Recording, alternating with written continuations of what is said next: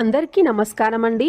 పోలి పాడ్యమి రోజు తెల్లవారుజామున తులసికోట ముందు గాని, నక్షత్రాలు కనబడే చోటు గాని చక్కగా పసుపుతో అలికి అష్టదళ పాదపద్మ ముగ్గు వేసి పసుపు కుంకుమలతో అలంకరించాలి. ఇలా ఒక బేషన్లో నీటిని తీసుకొని గంగా నదిగా భావించి పసుపు కుంకుమ బొట్లు పెట్టాలి.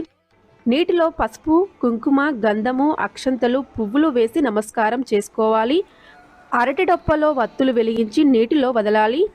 అరటి డొప్ప దొరకకపోతే ఇలా కొబ్బరి చిప్పను తీసుకుని దానికి కూడా పసుపు కుంకుమ బొట్లు పెట్టి 33 వత్తుల దీపాన్ని పెట్టి ఏకహారతి కానీ అగరవత్తి కానీ వెలిగించి దీపానికి కూడా పసుపు కుంకుమ గంధము పువ్వులు సమర్పించి నైవేద్యం సమర్పించి ఆరతి ఇచ్చి నీటిలో ఈ దీపాన్ని వదలాలి.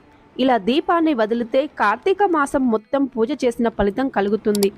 మరిన్ని వీడియోస్ కోసం మన ఛానల్ని సబ్స్క్రైబ్ చేయండి. Thank you for watching.